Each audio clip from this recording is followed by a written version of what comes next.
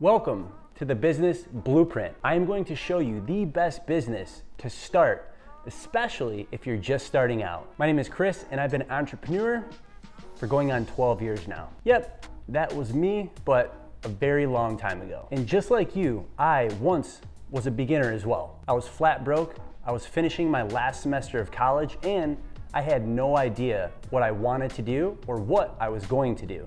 Until my senior year of college, I actually bumped into my first business partner. He became a friend of mine and my first mentor. Now, well, the rest is history. Okay, so what I wanna do in this video is I wanna give you a blueprint, a strategy of the best business to start, especially again, if you're starting out. So since 2011, I've owned several companies. I had a floor installation company, a video production company, a mobile app design company, software engineering company. I also even had a gym equipment rental business. I did a video on that. By the way, that's a touchy subject, a story for another time because I ended up losing like $50,000 in that deal. That was a pretty big loss. So over my 12 years of experience, I wanna share this wisdom with you, and hopefully this helps you out in creating a strategy for your businesses to help you set your foundation and help you set you up for success. Also, disclaimer alert, this is not going to be a video that's going to be step-by-step how to set up your business from registering your LLC, setting up your bank account. For the sake of this video, I think that's a waste of time. That's a quick Google search where you can just go online, you could see what state your country you're in, set up your business, set up the bank account. Now you officially are a business owner. Congrats. Okay, so what is the best business to start? Should you do a drop shipping company? Should you do an e-commerce online retail store? Or should you be a massive, mega superstar influencer getting paid to post on social media? Well, to all those, I say no. So this strategy and this blueprint is gonna be way more practical. It's gonna be doable. Also, it's gonna cost you less than $100. The only money you need is to file your business to get going. And if you do this strategy, the amount of skills that you are going to learn, it's gonna set you up in your entrepreneurial journey forever. You're gonna have skills that are gonna apply to every single business that you do in the future. Let's get into the strategy. All right, so phase number one out of a 4-phase approach for your first business, I'm gonna recommend a service-based business. I highly recommend a service-based business for your first one, and there's many reasons why. Number one, it's very low risk. You don't need to invest a lot of money. You only need the money to start your business up, to register. Also, you don't even have to be technical, believe it or not, in the service that you're providing. My first business that I started was a mobile app company, and I couldn't even write a single line of code. The second reason why I recommend a service-based business is because it's going to teach you sales and marketing. You're gonna have to learn it. You're gonna have to acquire new customers, new clients. Also, at the same time, you're gonna have to learn how to market and represent your brand and your company as well. These are skills that are gonna help you in any single business that you do from here on out. Also, the last reason why I recommend a service-based business is because you're gonna learn so many skills, everything from taxes, to bookkeeping, to management, to leadership, again, sales and marketing. These skills are going to help you in the next ventures you're a part of. Trust me, you'll thank me later. Okay, phase number 2 of this blueprint strategy, scale. Now you're at a point where you've done everything. You started it, you got customers. Now you need to scale up, which means you have to hire and automate. You have to replicate yourself.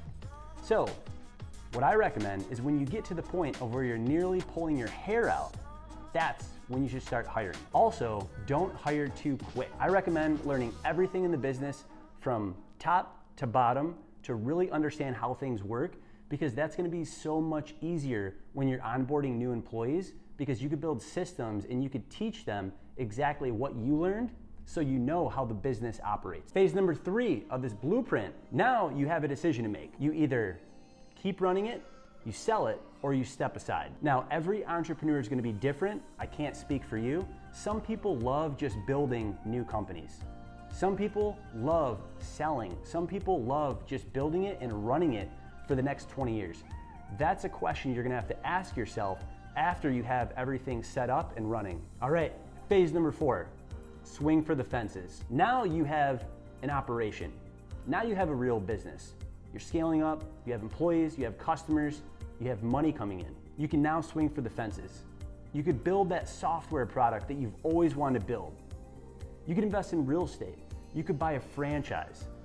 Now you at least have somewhat of a safety net and you have something built up. You have a foundation that is set up on that service-based business. So also what I recommend is don't do too many things too fast. Focus on the one thing. Seriously, learn from me and my mistakes. My biggest mistake was I did too much at one point. I think at one time I had around 7 different businesses, and all those businesses were kind of mediocre until I focused on one. I was juggling too much. You may see people like Elon Musk or random people on YouTube that are doing a billion different things, and you think to yourself, because you're a go-getter, hey, I can do that same thing. So you start saying yes to more things and doing more businesses. That is gonna draw attention from your main thing. It's gonna distract you, and your main thing could slip a little bit. So that's something you have to know. So again, that was one of my biggest regrets. I wish I'd have just focused a little longer and more on the one thing before scaling up and swinging for the fences and doing much more. But my failure is your wisdom, and I hope you take that, and I wish you the best of luck. And that, my friends, is the simple blueprint to start your first business. Let's recap it really quick. Number 1, service-based business. Number 2, scale it up, hire people, build out systems. Number 3, make a decision. Do you want to keep running it? Do you want to sell it? Do you just want to hire somebody to run it? Phase number 4, now it starts to get fun. Now you're playing on a different level. You're swinging for the fences, doing some bigger projects, some bigger businesses. That's when it really gets fun. But again, you have to focus on one thing, keep that going, build that up, and over time, it'll kind of snowball, and you'll start seeing more success with the momentum, seeing progress, and that's a really fun time to be in, especially as an entrepreneur. So I hope this video helped a lot of people starting out their first business. It sounds very simple. It sounds, like it's too good to be true, but usually the simpler things are the things that work, and those are the most successful things. I know there's a lot of videos of people saying, here are the 7 businesses to start. You could make $200 here, you can make 100 here, you could do drop shipping, you invest in this e-com business. Listen, if you're just starting out and you're new, you're a beginner, do something service-based, low risk. Barrier of entry is very low. You don't need a lot of capital to start. You're gonna learn so many skills that are going to apply to everything you do in the future. So if you're gonna start your first business, hit that like button. If you have any questions, comment below. I'm more than happy to answer. And as always, I'll see you in the next video.